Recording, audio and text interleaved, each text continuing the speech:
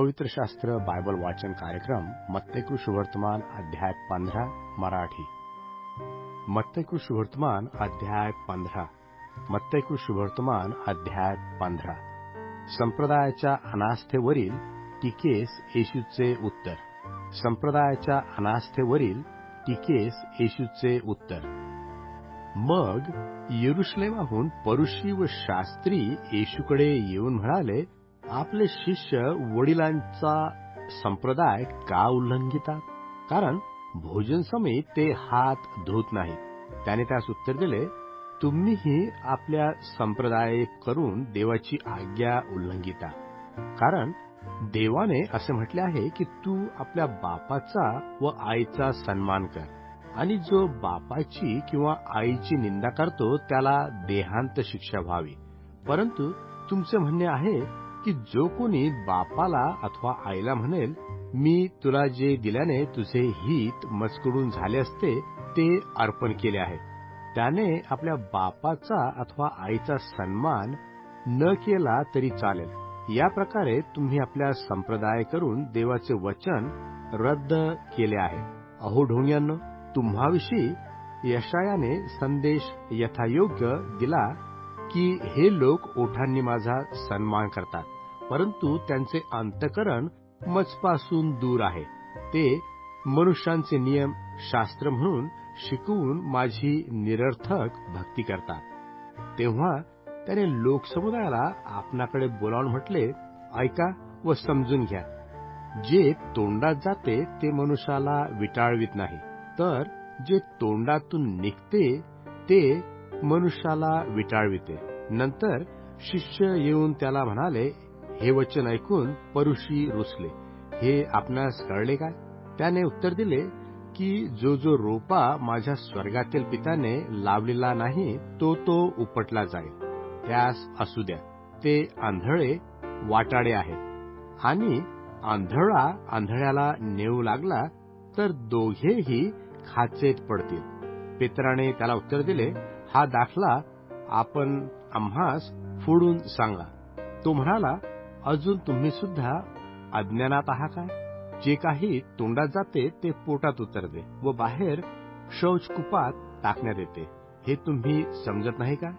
जे तोंडातून निघते ते अंतःकरणातून येते व मनुष्याला विटाळविते। अंतःकरणापासून दुष्ट कल्पना, खून, व्यभिचार, जारकर्मे, चोऱ्या, खोट्या साक्षी, शिव्यागाळी ही निघतात। मनुष्याला विटाळविणाऱ्या गोष्टी ह्या आहेत। न धुतलेल्या हातांनी जेवणे हे मनुष्याला विटाळवित नाही। यहुदी तर मुलीचे रोग निवारण, यहुदी तर मुलीचे रोग निवारण। नंतर येशू तेथून निघून सोर व सिदोन यांच्या प्रांतात गेला, आणि पहा, त्या प्रांतातून एक कनानी बाई येऊन मोठ्याने म्हणाली, प्रभू, दाविदाचे पुत्र, मजवर दया करा, माझी कन्या भूताने फार पिडलेली आहे। तरी त्याने तिला काहीच उत्तर दिले नाही। तेव्हा त्याच्या शिष्यांनी जवळ येऊन त्याला विनंती केली की तिला निरोप द्या, कारण ती आमच्या मागून ओरडत येत आहे। त्याने उत्तर दिले, इस्रायलाच्या घराण्यातील हरवलेल्या मेंढराखेरीज इतर कोणाकडे मला पाठविले गेले नाही। तेव्हा ती येऊन त्याच्या पाया पडून म्हणाली, प्रभूजी, मला सहाय्य करा। त्याने उत्तर दिले, मुलाची भाकर घेऊन कुत्र्यास घालणे हे ठीक नव्हे। तिने म्हटले, खरे प्रभूजी। तरी कुत्रीही आपल्या धन्याच्या मेजावरून पडलेला चुरा खातात। तेव्हा येशूने तिला उत्तर दिले, बाई, तुझा विश्वास मोठा, तुझा मनोरथ सिद्धीस जाओ। आणि त्याच घटकेस तिची कन्या बरी झाली। पुष्कळ रोगी बरे होतात, पुष्कळ रोगी बरे होतात। नंतर येशू तिथून निघून गालील समुद्राजवळ आला व डोंगरावर चढून तेथे बसला। मग लोकांचे थव्यांचे थवे त्याचकडे आले। त्यांच्याबरोबर लंगडे, आंधळे, मुके, व्यंग व दुसरे बहुत जण होते। त्यास त्यांनी त्याच्या पायावर आणून घातले, आणि त्याने त्यास बरे केले। मुके बोलतात, व्यंग धडवतात, लंगडे चालतात व आंधळे पाहतात। हे लोकसमुदायाने पाहून आश्चर्य केले आणि इस्रायलाच्या देवाचे गौरव केले. 4,000 जेव घालणे, 4,000 जेव घालणे. मग येशूने आपल्या शिष्यास बोलावून म्हटले, मला लोकांचा कळवळा येतो, कारण ते आज 3 दिवस माझ्याजवळ आहेत आणि त्याजवळ खाव्याला काही नाही. कदाचित ते वाटेत कासावीस होते, म्हणून त्यास उपाशी लावून द्यावे अशी माझी इच्छा नाही. शिष्य त्याला म्हणाले, एवढा लोकसमुदाय तृप्त होईल इतक्या भाकरी आम्हाजवळ रानात कोठून असणार? येशूने त्यास विचारले, तुम्हाजवळ किती भाकरी आहे? ते म्हणाले, 7 व काही मासळ्या.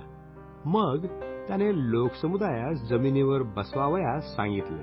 नंतर त्याने त्या 7 भाकरी व मासळ्या घेऊन परमेश्वराचे उपकार स्मरण केले, त्या मोडून शिष्यास दिल्या आणि शिष्यांनी लोकसमुदायाला दिल्या.